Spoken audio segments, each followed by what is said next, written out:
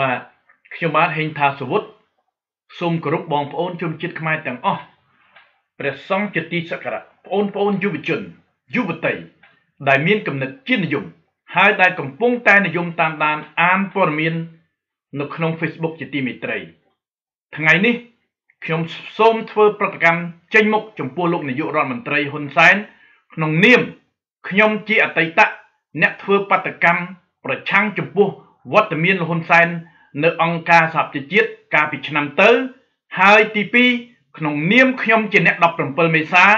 ដែលធ្លាប់រងគ្រោះនៅក្នុងរបបប៉ុលពតខ្ញុំសូមបញ្ជាក់ថាអ្វីដែលបងប្អូនខ្មែរនៅសហរដ្ឋអាមេរិកបានធ្វើបាតកម្មប្រឆាំងចំពោះវត្តមានរបស់លោកនោះមិនមែននៅក្រោមបញ្ជារបស់គណៈបកសង្គ្រោះជាតិទេក៏ប៉ុន្តែដោយសារនៅសហរដ្ឋអាមេរិកប្រហែល 100% អ្នកដែលមានគំនិតជានិយមគេគ្រប់គ្រងគណៈបកសង្គ្រោះជាតិដូច្នេះនៅក្នុងប្រទេសលទ្ធិប្រជាធិបតេយ្យអ្វីដែលយើងមើលឃើញចំពោះសកម្មភាពលោកហ៊ុនសែនក្នុងរយៈ30ឆ្នាំកន្លងមកលោកជាអតីតពួកខ្មែរក្រហមកុម្មុយនីសដែលពុំកែប្រែចរិតទាល់តែសោះដូច្នេះហើយអ្វីដែលបងប្អូនជនជាតិខ្មែរអាមេរិកត្រូវធ្វើចំពោះវត្តមានរបស់លោកនៅខែកុម្ភៈឆ្នាំ2016នេះជាពិសេសបងប្អូនជនជាតិខ្មែរអាមេរិកដែលរស់នៅភូមិភាគខាងលិចជាពិសេសនៅរដ្ឋកាលីហ្វ័រញ៉ាមានកាតព្វកិច្ចចំពោះការធ្វើបាតកម្មវត្តមានចំពោះលោកនាយករដ្ឋមន្ត្រីហ៊ុនសែនដែលជាអតីតខ្មែរក្រហមហើយដែលលោកធ្លាប់មានបាតដៃប្រឡាក់ឈាមសម្រាប់ប្រជាជនខ្មែរក្រោយថ្ងៃ17មេសាឆ្នាំ1975ហើយដែលក្រោយមកលោកនៅតែមិនកែប្រែចំពោះសកម្មភាពដ៏អាក្រក់របស់លោកហេតុនេះ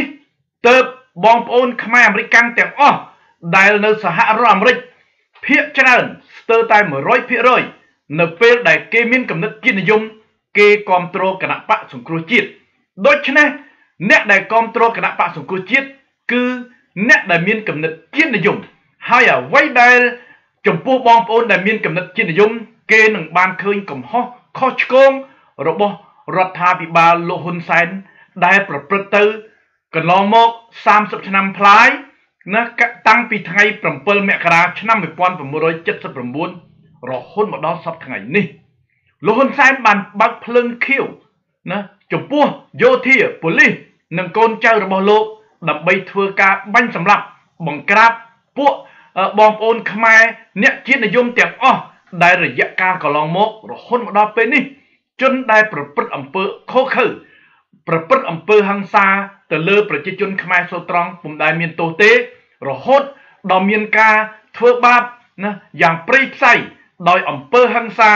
ទៅលើអ្នកតំណាងរាស្ត្រខ្មែរណានៅក្នុងគណៈបកសង្គ្រោះជាតិដែលរហូតមកដល់សប្តាហ៍ថ្ងៃនេះរដ្ឋាភិបាលរបស់លោកហ៊ុនសែនពុំបានណាធ្វើអ្វីមួយឲ្យសមទៅតាមអ្វីដែលខ្លួនប្រព្រឹត្តនោះទេថ្មីនេះដោយបងប្អូនជ្រាបស្រាប់ហើយខ្ញុំជម្រាបបងប្អូនយុវជនយុវតីថាការចំនួនប៉ុលពតណាអំពើដ៏អាក្រក់សាហាវរបស់ពួកប៉ុលពតណាបានធ្វើឲ្យប្រជាជនខ្មែរស្លាប់រាប់លាននាក់ណាឧទាហរណ៍ដោយគ្រាន់តែយើងធ្វើពលិកម្មបន្តិចបន្តួចបាក់ដងចប់ដងបង្គីណាយឺតពេលឬក៏ឈឺក៏ត្រូវពួកគេយកទៅសម្លាប់ដោយថ្មីនេះលោកហ៊ុនសែនបានប្រើប្រព័ន្ធកុម្មុយនីសដដែលបាទឧទាហរណ៍នៅតាម Facebook គ្រាន់តែយុវជនយុវតីខ្លះដែលមានយោបល់ស្អប់លោកបានប្រើប្រាស់ប៉ូលីសដែលជាប៉ូលីសរបស់លោកណាមិនមែនជាប៉ូលីសរបស់ជាតិធ្វើការយ៉ាងណាចាប់ចងណាយុវជនយុវតីទាំងអស់ណាដែលមានគំនិតជាតិនិយមដែលថ្មីនេះយើងបានឃើញប៉ូលីសណារបស់លោកហ៊ុនសែនបានចាប់ណាយុវតីមួយរូបណាដើម្បីធ្វើយ៉ាងណាបង្ក្រាបចិត្តគំនិតស្នេហាជាតិរបស់យុវជននិងយុវតីខ្មែរឥឡូវនេះតាមរយៈទំព័ររបស់លោក Brady Young លោកហ៊ុនសែនបានប្រមានចំពោះណាបងប្អូនខ្មែរអាមេរិកណាដែលមានវត្តមាននៅក្នុងការធ្វើបាតកម្មនៅពេលដែលលោកមកសហរដ្ឋអាមេរិកខ្ញុំសូមជម្រាបប្រាប់លោកហ៊ុនសែនថាអ្វីដែលលោកបានប្រព្រឹត្តអំពើអាក្រក់ណាចំពោះប្រជាជនខ្មែរអ្នកស្លូតត្រង់អ្នកស្នេហាជាតិនៅក្នុងប្រទេសកម្ពុជា លោកអាចធ្វើបានក៏ប៉ុន្តែនៅក្នុងប្រទេសសហរដ្ឋអាមេរិកលោកមិនអាចធ្វើបានទេណាខ្ញុំបានដឹងថាការកន្លងពី15ឆ្នាំមុនក្នុងចន្លោះឆ្នាំ1996 97 98គណៈបកប្រជាជនកម្ពុជារបស់លោកហ៊ុនសែនបានព្យាយាមបង្កើតឲ្យមានឥទ្ធិពលនៅទីក្រុងឡុងបិចឬក៏សហរដ្ឋអាមេរិកនៅភាគខាងលិចឬខាងកើតក្តីតែទៅពង្រួចឥឡូវនេះដោយគណៈបកប្រជាជនមាននុយមួយយ៉ាងឆ្ងាញ់ឬលោកហ៊ុនម៉ាណែតនឹងប្រាក់ដុល្លារដល់សន្ធឹកសន្ធាប់នោះណាគណៈបកប្រជាជនកម្ពុជា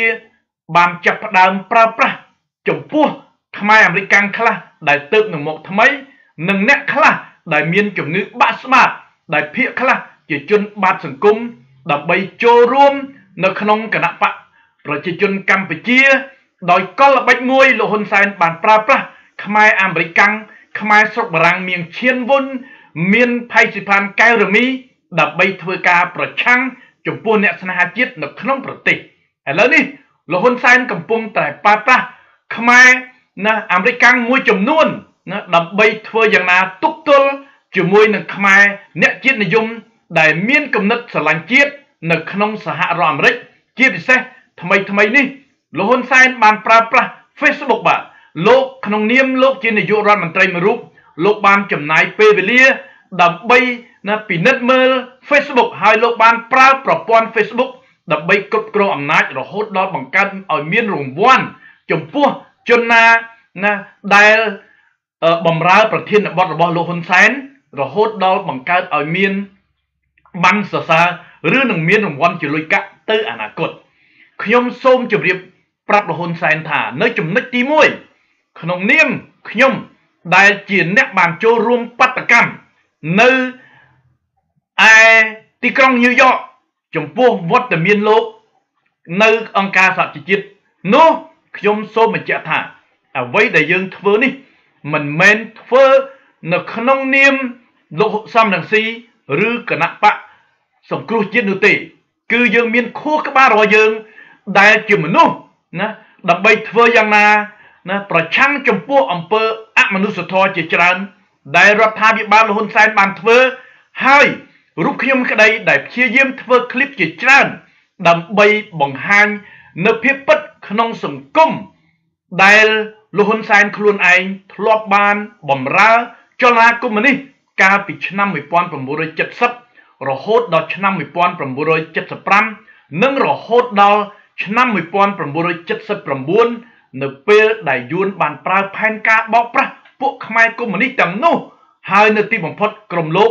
បានឡើងកាន់អំណាចមកដល់សពថ្ងៃនេះខ្ញុំគ្រាន់តែសូមសួរលោកថាហេតុអ្វីបានជាមានការកាប់សម្លាប់រវាងពួកប៉ុលពតនិងគណៈភូមិភាគបូព៌ាមានលោកច័ន្ទចក្រីនិងលោកសោភឹមជាដើមហេតុអ្វីបានជាលោកចូលធ្វើចលនាបដិវត្តនៅឆ្នាំ1970ហើយហេតុអ្វីបានជាលោករត់ទៅប្រទេសយួនដោយសារអំពើអយុត្តិធម៌របស់ប៉ុលពតនេះហើយដែលលោកបានរអៀសខ្លួនហើយលោកនឹងក្រុមរបស់លោកមានហេងសវិនជាស៊ីមជាដើមនោះបានហក់ចូលអន្ទាក់យួនដែលនៅទីបំផុតអ្វីដែលខ្ញុំនិយាយអ្វីដែលខ្ញុំធ្វើខ្ញុំមិនចង់ឲ្យលឺលោកហ៊ុនសែននិយាយដោយសម្ដេចស៊ីនុថាយួនជាសត្វក្រពើហើយក៏មិនចង់ឲ្យលោកហ៊ុនសែនភ្ញាក់ខ្លួនឬនិយាយថាយួនពិតជាសះមួយអាក្រក់មានផែនការសម្លាប់ខ្មែរពូជខ្មែរដោយលោកនួនជាឬលោកខៀវសំផនឬប៉ុលពតនោះទេឥឡូវនេះយួនកំពុងតែសប្បាយចិត្តបណ្ដោយឲ្យលោកប្រព្រឹត្តនៅអំពើអាក្រក់ជាច្រើនដើម្បីសម្លាប់អ្នកជាតិនិយមខ្មែរក៏ដូចជាក្រុមលោកដែលបានប្រព្រឹត្តនៅក្រោយថ្ងៃ17មេសាឆ្នាំ1975ដូច្នេះវត្តមានការធ្វើបាតកម្មប្រឆាំងចំពោះរូបលោកនៅខែកុម្ភៈឆ្នាំ2016នោះបងប្អូនខ្មែរអ្នកជាតិនិយមទាំងឡាយត្រូវតែធ្វើខ្ញុំដឹងថាមាតុភូមិកម្ពុជាច្បាប់ដែលលោកហ៊ុនសែនអាចធ្វើចំពោះជនជាតិខ្មែរអាមេរិកបារាំងអូស្ត្រាលីគឺការកត់បញ្ជីមួយមិនចង់ឲ្យបងប្អូនខ្មែរទាំងនោះទៅទស្សនកិច្ចឬទៅលេងស្រុកកំណើតទេរឿងមួយដែលលោកហ៊ុនសែននិងរដ្ឋាភិបាលហ៊ុនសែនមានតែមួយគត់គឺធ្វើយ៉ាងនេះ តែចំពោះច្បាប់នៅសហរដ្ឋអាមេរិកចំពោះខ្ញុំមិនចង់ប្រើពាក្យអសរោះឬក៏ប្រើការធ្វើបាតកម្មដោយប្រើសម្ដីអសរោះនោះទេយើងត្រូវតែមានផែនការដើម្បីធ្វើយ៉ាងណាទាមទារឲ្យលោកហ៊ុនសែនភ្ញាក់រលឹកមិនមែនដោយសារការប្រើប្រាស់សម្ដីអាក្រក់នោះទេក៏ប៉ុន្តែរយៈកាលកន្លងមកលោកហ៊ុនសែនបំព្រមបដូរអរិយាប័ត្រពីរបបកុម្មុយនីសទេដូច្នេះចំណុចទី2ដែលខ្ញុំធ្វើคลิปប្រឆាំងនឹងលោកហ៊ុនសែនគឺក្នុងនាមខ្ញុំជាអ្នក17មេសាមួយរូបដែលបាន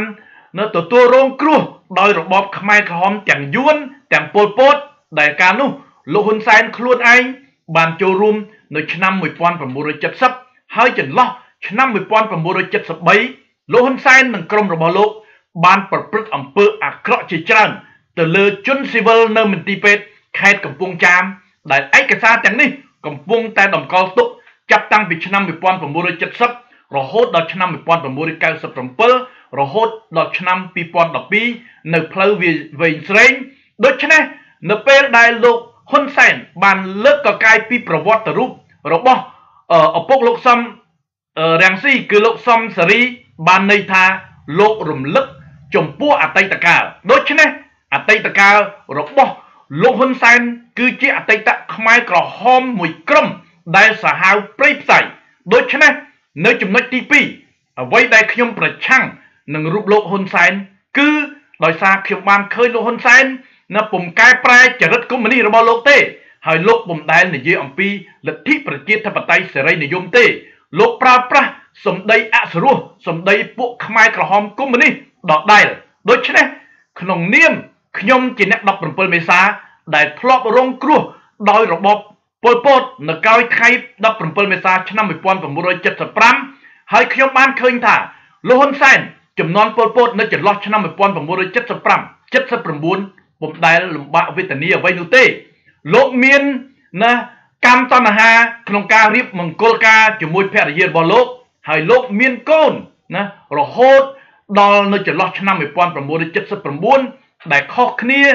នឹងបងប្អូនអ្នក17មេសាអ្នកក្រុងភ្នំពេញនិងអ្នកក្រុងទាំងអស់ដែលមិនមែនកុម្មុយនីសពុំដែលមានកូនពុំដែលរៀបការនោះទេ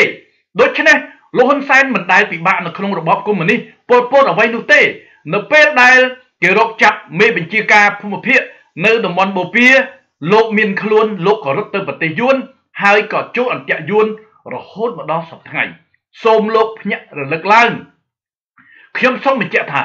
នៅពេលដែលលោកប្រព្រឹត្តអំពើអាក្រក់យួនកាន់តែសប្បាយចិត្តនៅពេលដែលលោកកំពុងតែវង្វេងនឹងអំណាចយួនកាន់តែសប្បាយចិត្តដូច្នេះណានៅពេលដែលលោកកំពុងតែពលអំណាចលោកកំពុងតែគិតថាអ្វីដែលលោកធ្វើត្រូវនោះលោកស្ដាប់យោបល់និងចំពោះបាតកម្មដែលបងប្អូនខ្មែរយើងទាមទារធ្វើផងអ្វីដែលគេធ្វើនោះអ្វីដែលលោកបិទបង់នៅការប្រព្រឹត្តអំពើអាក្រក់របស់លោកនោះគេដឹងច្បាស់ណាស់ឥឡូវលោកកំពុងតែមានអំណាចថ្ងៃណាមួយនៅពេលនេះបងប្អូនខ្មែរបានធ្វើបាតកម្មដោយកាន់រូបលោកឬក៏ធ្វើបាតកម្មដោយកាន់ក្រដាសឬគ្រាន់តែរូបភាពតែប៉ុណ្ណោះថ្ងៃណាមួយបងប្អូនទាំងនោះមិនអាចនឹងទ្រាំបានគេនឹងធ្វើបាតកម្មគេនឹងប្រឆាំងរូបលោកដោយប្រើអាវុធក៏ដោយរូបលោកដែលបានធ្វើចូលធ្វើបដិវត្តនៅឆ្នាំ1970ដែលពួកលោកបាននិយាយថាដេញចក្រពត្តិអាមេរិកនៅឆ្នាំ